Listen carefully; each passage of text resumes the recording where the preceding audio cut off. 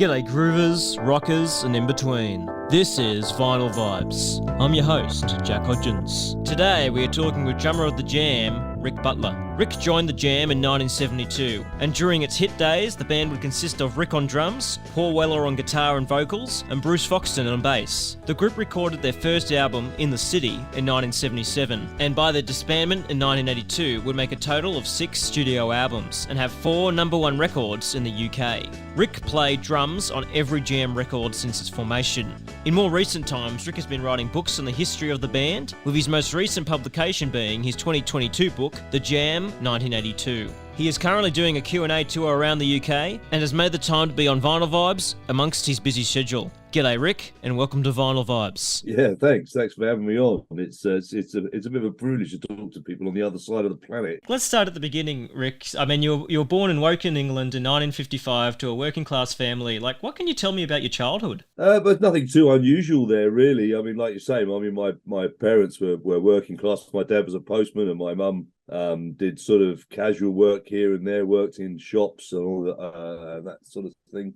Yeah, so it was fairly sort of straightforward, really. I mean, Woking was like most towns, I suppose, suffering from the post-war depression, as much as there was a lot of places they were due to be demolished or half demolished, and the place I grew up in was like a terraced house, which was pretty dreadful. We rented it from the landlord, and it was just, I mean, that was my biggest memory really of my childhood was the windows always rattling and the place being freezing cold, you know what I mean, all the time. Yeah. But other than that, I suppose it was a general sort of normal sort of upbringing. Yeah, and I've read too that, like, despite being a large town, Woking wasn't very musical. And in saying that, like, how did you get exposed to music, like, growing up? I mean, mostly I think because of, I mean, I've got 3 brothers, or I had 3 brothers. I've got a twin brother and an older brother, Andrew, who unfortunately is no longer with us, and my older brother, John.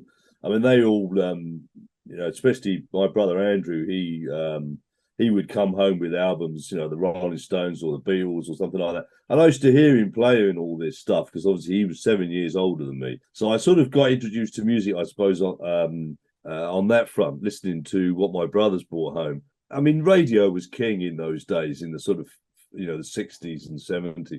So we listened to a lot of radio, and long before sort of television dominated the scene. And so that was another sort of thing. I mean, I think by the time I went to secondary school from the age of 11 onwards, you start bumping into other kids who are listening to different things, and we used to swap albums. And so it's just like, I suppose, anybody really, you sort of learn by thinking, well, I'll listen to whatever's going on and see what I like and see what I don't like. And it was, that's really what it was like. I suppose most of my sort of music education was because of secondary school. Yeah, and I mean, you mentioned there the swapping of albums, and I want to draw attention to that because I mean that's just so different to nowadays. In the digital age of Spotify. I mean, how did that kind of work back then? Did you have like some kind of system, or like, yeah, how'd you go about that, swapping albums at school? Most of the time, when we couldn't afford to buy a lot of albums, so we would agree amongst a close group of friends that they would buy one album, I would buy another album, and we'd swap so that we could buy. We didn't have to sort of fork out for both albums, if you see what I mean. And then we'd listen to them and get them onto cassette and all this sort of thing. So, and of course, there was a lot of kids who were into things that, I wouldn't necessarily buy. I think I got into David Bowie because of that. Somebody said, "Oh, you got to listen to this," and I remember hearing Hendrix. I think it was the Experienced album, and thinking, "Oh, I don't like this." Do you know what I mean? I couldn't get into it at all. But it was only like later on in life, I suppose, when you mature a bit and you start to appreciate what Hendrix was about.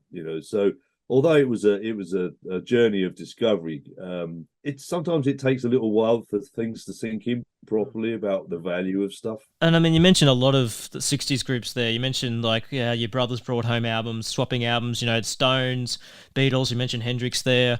And I know that like later on in the Jam, like that 60s music was pretty important to the music of the Jam. And so like, I'm guessing that like the 60s music had a massive impact on you then. Well, it was, I suppose because that's what you see is out there. It's I mean, obviously, from the Jam's early days, I mean, we got a lot of work because we were a covers band. So when we were going and doing the clubs, it was the only reason we got those shows is because we played other people's music. And the music everybody knew was from, say, 10 years previous. So it was mostly 60s stuff, Kinks stuff, good covers of pop records that had been around sort of 10 years before. I mean, people liked us because in those days, because we turned up on time. We didn't make too much noise. We played songs that people knew. We sort of cut our teeth, I suppose, as far as learning our instruments in those sort of clubs, playing other people's music, and which was fairly boring, to be honest. But it meant that we got work every weekend. We were always working from Friday, Saturdays, and Sunday nights. We were always in these sort of workingmen's clubs and what have you, and we were just the turn for the week, for the night. I think most people were there because the beer was cheap more than anything else. Yeah, you mentioned like the early gigs there, and I'm thinking like, was that music like what kind of brought you guys together as like friends and then as a group? I mean, we sort of met at school. I mean, and it was myself and Paul Weller and another guy, Steve. He sort of started the group. I mean, Paul had this thing that he wanted to have a 4-piece band, like the Beatles. I think that was. I mean, his real name's John.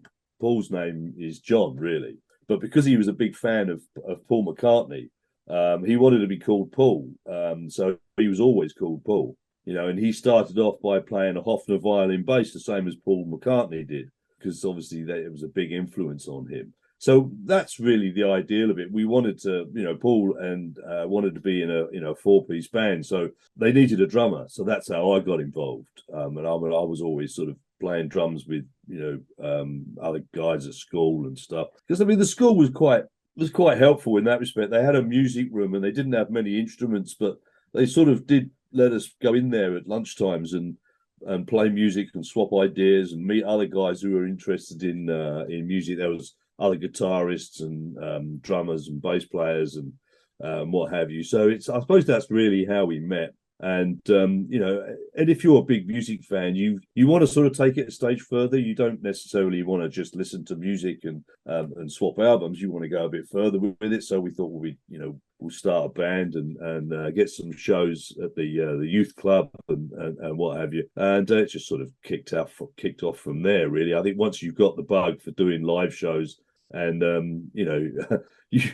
half a dozen Chuck Berry songs. I mean, you're away, aren't you? I mean, that's the way that it's sort of evolved. You mentioned Chuck Berry there as well, and I know that like early on, like we talked about the '60s, but you guys even went back, to the '50s, like in terms of the music you were listening to. And I mean, how did like Chuck Berry and Elvis kind of teach you guys how to write songs? Like, what was it about that music that kind of you could take something from? Well, I mean, a quick example, right, would be, say, Jailhouse Rock. If you listen to Jailhouse Rock, right, I mean, when it starts, it just whack, it's straight in, There's no mucking about. There's no long intro. It's great, straight into it, musically and lyrically. It's out of the traps and it's away, and it's just full of energy because of that. I mean, I suppose you cut to the chase. You don't need. I mean, don't forget, we grew up in the '70s when there was all prog rock going on and double albums, triple albums, and songs that were lasting 4 or 5 days. You know what I mean? It was. So we were more interested, I think, in stuff that hit you immediately and fast, and 3-minute songs, especially with the Kinks and that sort of storytelling of getting it all in there without having too much bloatedness about it.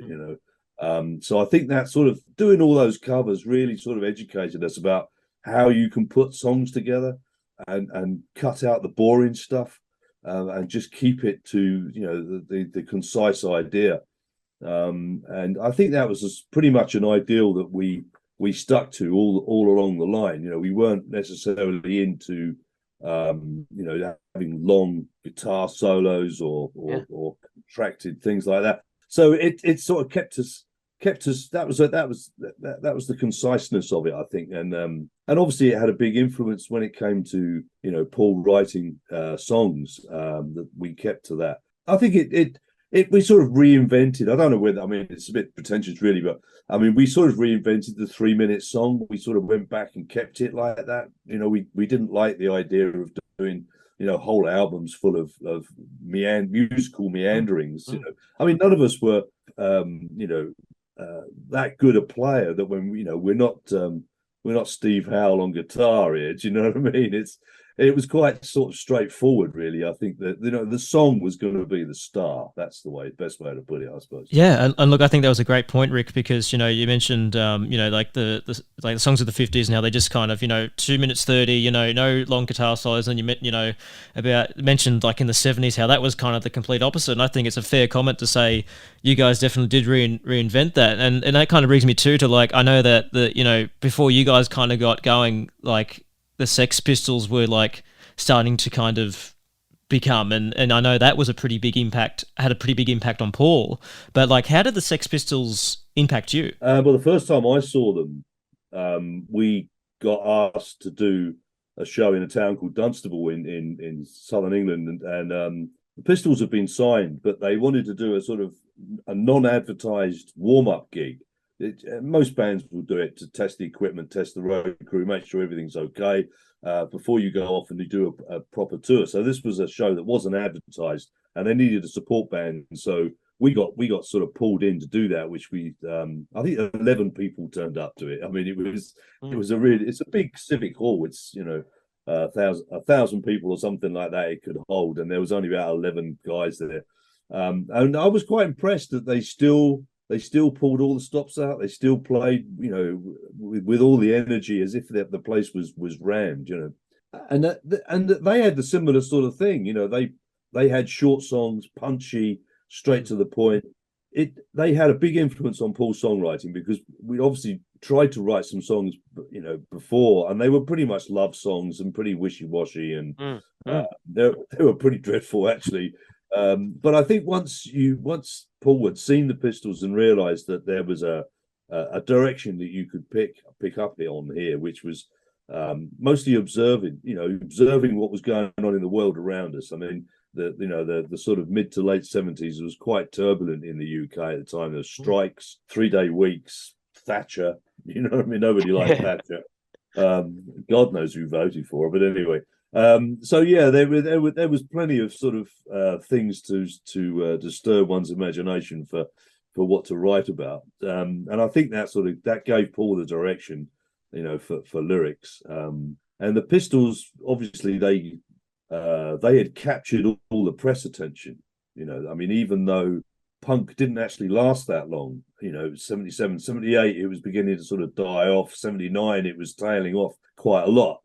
And bands were evolving out of that, but I think that whole attitude that the punk thing brought to the music industry in those days was, we don't need to do everything at the behest of the record companies. We can form our own record companies. We can make our own fanzines. We can run our own gigs and start our own bands. And do you know what I mean? Let's do it for ourselves. I mean, I think that was the biggest thing that came out of that, really, which was fabulous, because we used to send tapes into the record companies and they used to promptly ignore us. You know what I mean? These letters back saying, these guys, you're not ready for recording. We're not interested in anything like this, And I suppose once they started to see all these venues, these little pub rock venues in London filling up with people every weekend with these fantastic acts, there was some great bands playing at that. They couldn't ignore it any longer, and I think that's when the sort of frenzy started for record companies to start signing bands like the Damned, and obviously the Pistols got signed, and the Clash turned up, after the 101ers, and it was an exciting time in that respect, because I think it sort of there was this burgeoning talent that were bursting to get out, and the record companies had been fairly lazy, I think, up until that moment. They hadn't really realised what was on their doorstep until it was presented to them at the clubs. Great points again, Rick, and I mean, you mentioned like as punk kind of was getting more revved up, and the labels were getting more and more interested. That brings me to kind of like, how did you guys kind of come to get signed? Like, what was the Yeah, like what was like? Take me through that. Well, we got fed up with doing the sort of workingmen's clubs around our towns and and that sort of thing where we were doing covers. So we could see.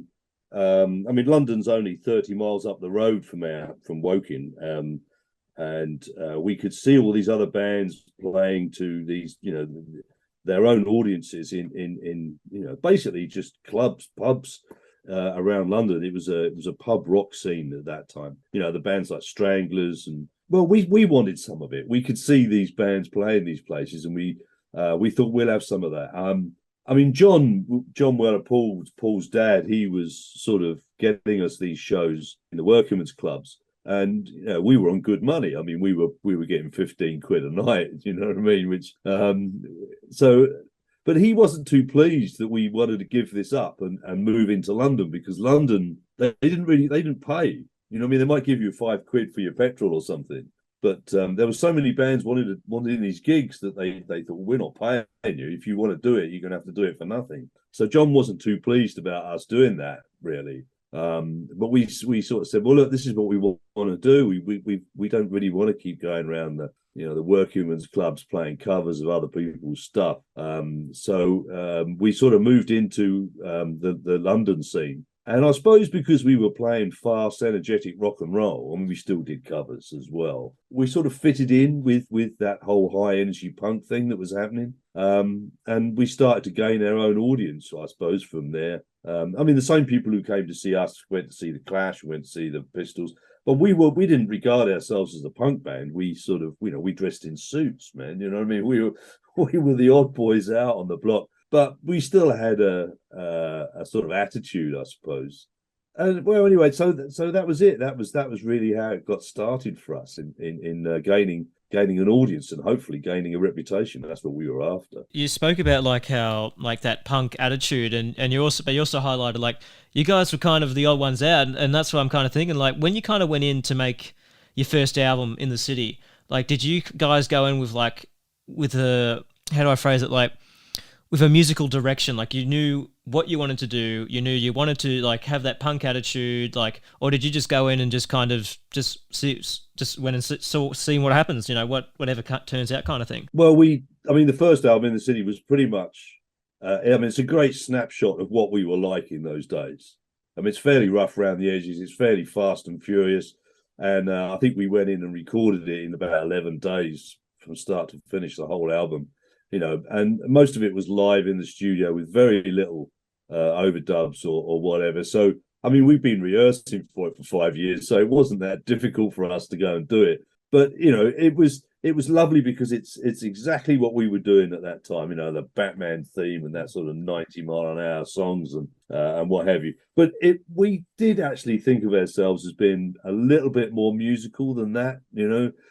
So when it came to sort of, they said, well, do we want another album? Polydor picked up the option with the contract to go for a second album, which we did, in the same year, which was unusual to do 2 albums in the same year, 77. But that one was a lot more musical. That was sort of written and recorded in the studio, as opposed to the in the city, which was pretty much thrashed out live. And I think that sort of surprised the record company. We didn't get a lot of good reviews because of it. It wasn't in the city too. Do you know what I mean? It was. I think it took a lot of people by surprise. So, and it didn't sell quite so well. I think the record company wanted, their agenda is more sales, more income, it's a shame really, because looking back on it, we sort of passed over that album quite quickly. We didn't play a lot of those songs live, which I think we should have done. I think some great things on there. Live from a Window, for instance, is probably my favourite track off there. And we wanted to prove ourselves to the record company, so we moved on quite quickly to let's get on and do a third album, see if we can get it right for them. Because it's not just a matter of proving it to your audience and to the people who come to see you, but we want to stay signed to a record company. So we had to sort of prove that we could do an album which for them was making money, because they're a business like anything else. So we moved straight on to putting all my cons together. And I do remember that Paul knocked up some demos and played them to played them to the record company, and they just said out of hand, "No, this is not good enough. They're not going to, you're not going to make that mistake again." The songs weren't finished properly. There was all sorts of things wrong with it, which they thought was wrong. So I think, but by the time we started on All Mod Cons, we all chipped in a lot more. We pulled in all our ideas, musical ideas and arrangements, and worked really, really hard on that third album on All Mod Cons. And I think it paid off. But it was a sort of make or break point for us as a band. It was, because without a record company, you're back to square one again. So we had to try and do something that was going to, attract some sales. Yeah, and look, even though the second album, This Is the Modern World, didn't maybe get the reviews that it maybe should have got, but I'm thinking too, I think it's amazing you guys were able to get 2 albums out in 1977, considering, I've read that Paul was going through writer's block, and also I think you guys did a US tour in October of that year as well. I mean, that's of the US. I think the fact that you could get an album out, a second one out, with all that kind of going on, I think that's pretty cool. Yeah, we just loved it. If somebody said to us, "Oh, there's a gig coming up," we just go, "Yeah, we'll take it." We didn't even think about where or when. You know what I mean? We just thought, right, we'll do it. And if somebody said, "Well, you've got to come up with more singles or more recordings," we just go, "Yeah, we'll do it. We'll take it on." We worked so hard all the time. I don't think there was. If you look back at the 5 years from 77 to 1982, the gig list and the amount of work that we took on as far as singles and albums were concerned, there was very little time off. We just worked our asses off, and but it didn't seem like hard work to us. It was just something that we really wanted, and we felt that we had to fight for it. And I think we did. So yeah, if somebody offered us work, we'd take it. America, that first tour in America was hilarious. We did 2 shows a night, 2 nights in each town, 4 towns. That's 16 shows in something like 11 days or something, between Los Angeles, San Francisco, Boston, and New York. And we only had 1 suit each. That was our stage gear. So by the time we got to New York, these suits never had time to dry out. They could have done the show on their own. They were horrible putting them on. They were still wet to put them on for the second show. So we were fairly miserable by the end of that. It was a real whirlwind of an event. But yeah, we managed to squeeze that in somewhere. Polydor, the record company, just said, "Right, we're sending you to America." So we went, "Yeah, great, we'll go." Do you know what I mean? And off we trotted, and it was just mayhem. We certainly hit the ground running on all fronts. But maybe it's we just took on everything that we possibly could. Yeah, and I think it's great you guys made it out to the US so relatively pretty quickly. Sex Pistols didn't get there till the year after 77, and the Clash didn't get there to 1979. And and a few other people have had it on the show have said they had a hit in America and the record company wouldn't put them out there. So was there a lot of logistics involved, getting to the States, for British bands? Yeah, there is really. I had to. I think we just flew out with guitars. I had to put up with whatever drum kit turned up, which was pretty dreadful most of the time. But you couldn't have done it any other way. You couldn't have done those sort of shows, with the distances and flying and getting those shows in every night by taking a lot of people or a lot of equipment.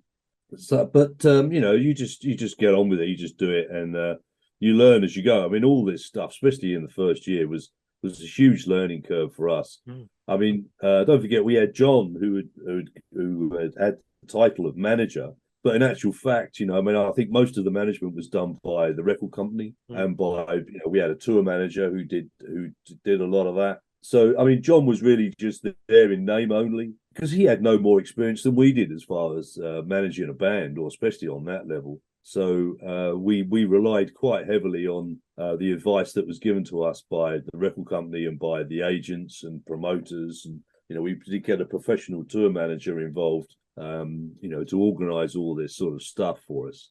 And they were generally good people. I think the record company found the right people for us to work with.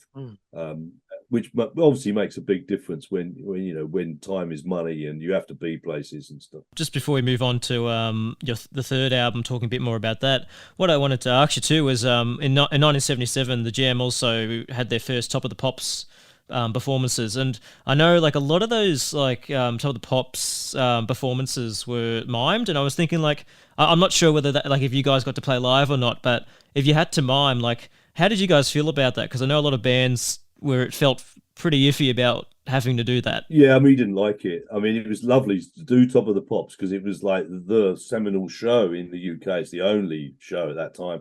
I mean, but it was fairly pathetic, really. Top of the Pops. I mean, it was put out on a Thursday night. It was only half an hour long. It's supposed to represent the top 30, but you could only get about 8 songs done, or if you were lucky, and you had to mime. A lot of people were starting to send videos into it was the beginning of the sort of video age where people would send their own videos in and not turn up at the studio, which the BBC absolutely hated.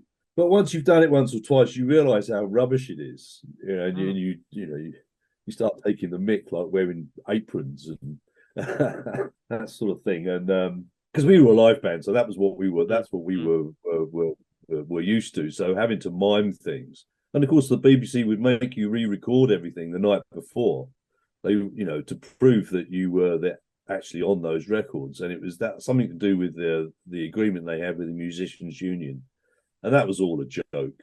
I mean, they used to take the guy from the MU down the pub and get him drunk, and then when he came back to the studio, we just swapped the tapes, because there's no way you're gonna like record this stuff in one night in a studio you don't know. Your record producers will probably not available for that, because you only find out about this on the Tuesday night. So the whole thing was a bit of a sort of everybody knew this went on, but nobody said anything, and it just sort of functioned on that sort of false level. They were so behind the curve, the BBC, on everything really, videos. So it was a bit of a joke. So it was lovely to sort of be on Top of the Pops, obviously, but it wasn't really what we were about. And it's a game that you have to play to sell records. Really, the record company loved it, but we hated it. All Mod Cons was fantastic record and was a big record for you guys. And I wanted to highlight, there's a particular song on that I think, that should be highlighted, and that is English Rose. I think, that's fantastic because it was an acoustic song, and I think for like a band that's kind of come from in the city, to English Rose, like an acoustic track, like I think that's a testament to your guys' originality. Like, can you take me through like how that song kind of came to be? Well, for a start, we were always looking how to, because we'd obviously ended up as a 3-piece, but we were always exploring ways to sound like a 4-piece, and so pushing the boundaries was always the thing, And with English Rose, for instance, it was never really meant to be part of the album. It was just something that Paul, it was a love song that Paul had come up with almost at the last minute. But it was nice to sort of do something a little bit left field, if you like, for us. I mean, it wasn't really something that was expected. But, why shouldn't we do it? We didn't think that there was any reason why we shouldn't do something like that, really. There was no rules as far as we were concerned. I mean, it was okay. I mean, it wasn't what we were known for. I mean, it's not the sort of thing that we could have played live, really, and got away with it. Jam gigs were fairly sort of hectic affairs, mostly blokes that went along there, and they were quite lively. So I don't think it would have gone down too well live, but it was a good song, and it sort of made its way into the repertoire. So yeah, that's good enough. Did you guys ever play English Rose live, or like you said, it just probably wouldn't have worked? I don't think we did. I can't recall that we ever did. I mean, jam gigs, once the blue touch paper had been lit at the beginning, that was it. It was off. There wasn't a lot of talking between songs, and it was pretty much straight in, the hour and a half or whatever of just full on, really. No, I don't think it would have really fitted in anywhere. No. But I could have probably gone for a Slash or something, but no, it just I don't think it really would have fitted in what was what we liked to do live. Yeah. Moving on to like Settling Suns the year after, I think that came out November 1979, and and the band was starting to kind of get more musically complex, and Paul's songwriting was coming a long way, and like were you guys really trying to like musically like hone in on your music? Yeah, I mean, I think we did. I mean, I think we'd evolved musically, and we'd grown up as knowing each other very well and musically. And if when it came to sort of putting songs together, they came together quite quickly or not at all, if that makes sense. So if something wasn't working, we'd know straight away that it wasn't working, and we didn't waste a lot of time. We had a short bit of string when it came to patience. You know what I mean? So we just cracked on with it on that front. We made this sort of effort that each album was going to be different from the last one. We didn't really want to rest on our laurels and do the same old, same old. So we would set ourselves boundaries. I mean, for instance, Setting Suns was a lot of production on that, something we'd not done before.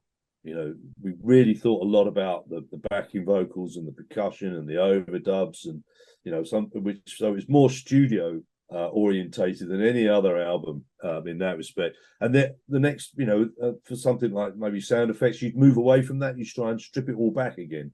So we were always looking for new directions and new ways of approaching.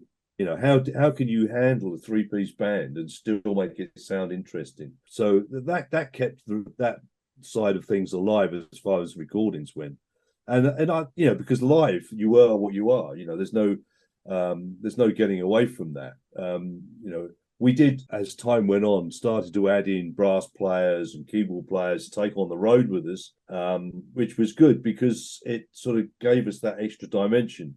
It's more like the extending what we did in the studio rather than sort of expanding the band, if that makes sense. I mean, in towns like Called Malice, we could not have done without having a keyboard player with us. So we just simply had to do it really under certain circumstances.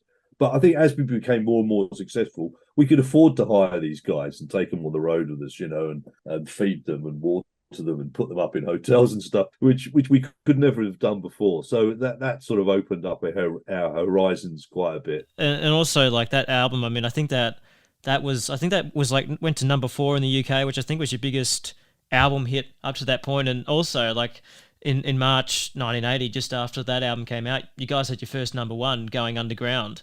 And I know that song kind of deals with a lot of like subjects like voter apathy and Thatcherism. And I'm thinking like, how did you guys like view Britain at the time? And like, like Margaret Thatcher's in power, like, yeah, how looking back now, like what state was Britain in? Well, I mean, we found ourselves in a sort of lucky position, really, in as much as that the band became our bubble and kept us away from a lot of this stuff. So we were watching it kicking off around us. There was unemployment, there was all sorts of disruption going on. I said we were lucky in as much as that we'd escaped a lot of that.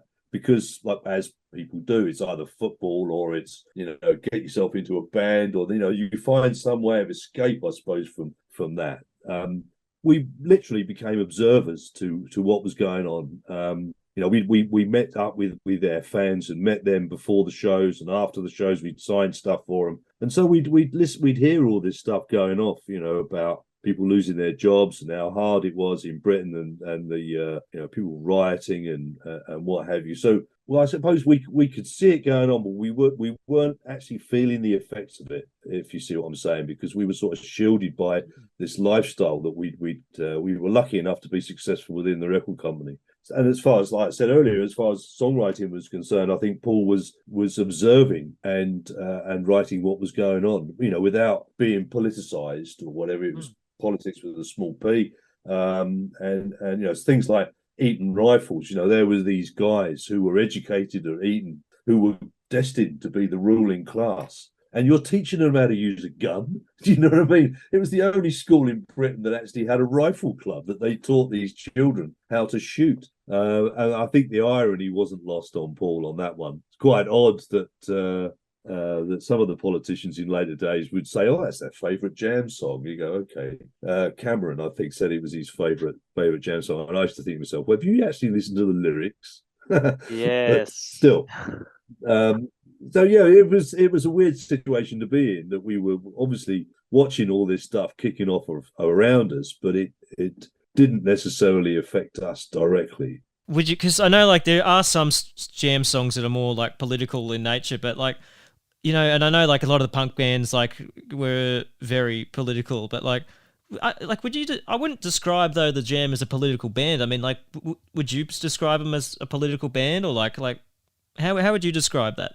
No, no, not at all. I mean, we weren't flag waving. I think it's a big mistake. If a band starts taking sides politically, whether you move to the left or to the right, it immediately ties your hands as to what you can't have an open view on what's going on. If don't listen to those. They're all lefty songs, or they're too right wing. These songs, you know what I mean. But I think if you take the view that purely observances about what is going on, and is it right or is it wrong, is entirely up to you.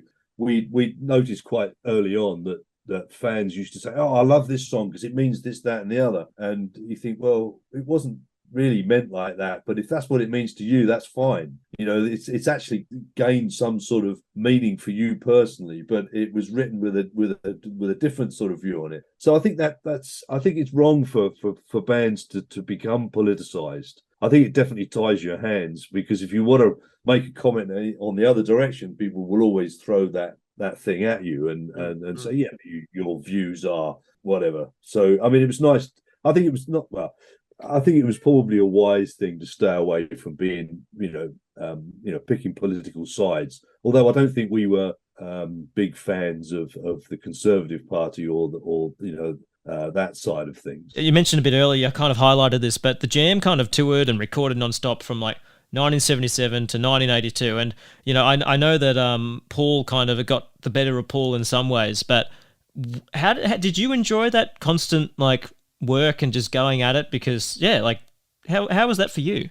Oh, it was fabulous. I mean, that's what we lived for. This was something that we all the time we were doing the clubs. In the early days, this was something that we wanted to get involved in. This is something that we wanted. And so to be given that opportunity, I think we took it on, and like I said, we just really loved doing it. And I think the problem we had was that there was nobody actually in control. Nobody actually turned around and said, "Okay, guys, let's ease up a little bit. Let's take 6 months off. Let's take control of our working environment."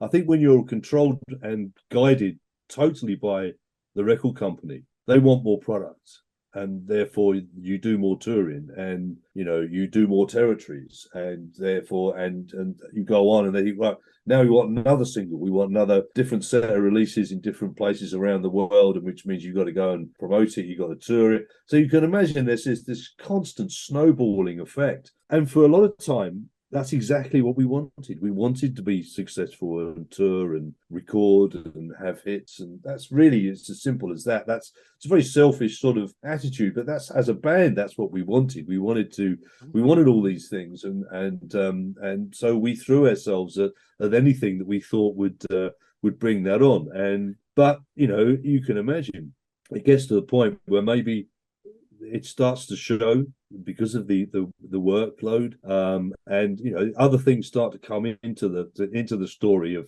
the amount of money that's being sloshed around, and that sort of thing, and the fame and the pressure. I mean, we had the advantage of, if we didn't have a single ready for release, we could go back to our early days of doing covers and pull one of those out of the bag, which we did with, say, David Watts, for instance. It's a Kinks number. Yeah. We just didn't have anything which the cupboard was bare, if you like, as far as songs that we wanted to release. So what a great idea to go back and do something as a sort of homage to the Kinks. And it wasn't a great Kinks song, not from their days. I mean, it wasn't one of their hits necessarily, but we made it our own and we put it out. And a lot of people thought it was one of ours, but it wasn't. I think the Kinks actually went back and re-recorded it again, more like we did it, which was a very flattering sort of thing to happen. So the pressure was beginning to tell. Do you reckon the Jam could have gone on for years and years afterwards? Because it seems like you guys were still like you still had stuff in the tank. You probably just needed a break. Yeah, you could easily look at it that way. I mean, we certainly had not run out of ideas musically or whatever. There was still things that we could have done. I think half the problem was that as far as management was concerned, we'd lost direction. I mean, when Paul decided he was going to leave, he was definitely fumbling around for a reason why this was happening. The reasons that he gave us in the first instance was that he felt that he was on a treadmill that he wanted to get off of, but that didn't make a lot of sense. At the time, it didn't make sense, and afterwards, it still didn't make sense. I think he signed another treadmill contract before the Jam had finished playing the last song, so that didn't worry. That didn't make it. I mean, we hadn't fallen out with each other. We hadn't we didn't have problems selling records or selling shows. That was still going really, really well. So there was obviously something else going on in the background, and I think a lot of it was there was a lot of questions being asked about where's the money going, where's the why is it that you've got second class citizens in the band who because me and Bruce didn't really get a lot of money out of while the band was running. So that was a real shame that I think that side of things had entered into that world. We almost thought we were immune from that. We used to hear stories of bands in the 60s that were going through this business of mismanagement and what have you, and we really thought it didn't apply to us. But I think that was just pure naivety on our part. I just really want to highlight also before we go your Q&A tour. I think we should bring that up because if people have enjoyed what they've heard here today, and I certainly have, I think they're certainly going to want to maybe go to your Q&A tour. I mean, I think it's only in the UK at the moment, but is there any chance of an Australian Q&A tour? Yeah, I mean, there could be. It's logistically speaking, it's quite easy to do. I mean, I love doing it. It's great talking to people who, especially guys who were there back in the day who, because we normally throw it open to about halfway through for people to ask questions and about all sorts of things that they've been curious or interested in over the last 40 years. And it's good. It's sometimes it's quite good humoured.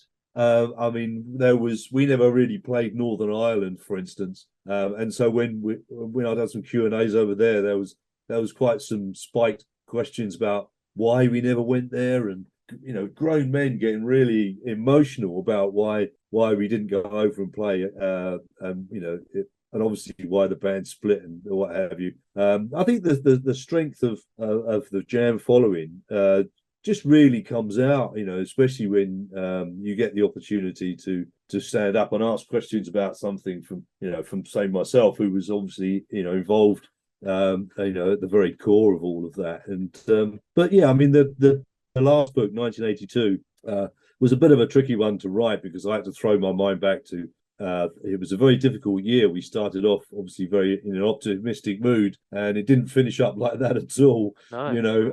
So it was an interesting book to sort of put together. I think what holds it together more than anything else is that there's some great photographs in there from those days. I'm not just talking about that one last year. I mean, the Q&As tend to sort of cover absolutely anything from people sometimes want to say, what's your fantasy band and all this sort of thing, and you have to say, well, I'd have Hendrix on guitar or something, and so it's quite an open sort of and mostly light-hearted and informal sort of gathering, if you like. I mean, I quite enjoy doing it. It's I think this, like I say, the strength of feeling from Jam fans is that there was no them and us. I mean, we were all sort of on the same page, definitely, when it came to the Jam music. Well, Rick, I want to thank you for making the time out of what appears to be a very busy schedule to be on the show today. And look, it was a great experience talking with you. So thanks so much. No, thanks. Yeah, cheers. It was good. That was drummer of the Jam, Rick Butler. If you'd like to check out Rick's new book, The Jam 1982, you can go to his website at thejamfan.net. Remember to share this episode with other music fans. And if you really enjoyed this edition, we'd love it if you leave a review. Thank you for tuning in to this edition of Vinyl Vibes. And to all those music lovers out there, stay groovy.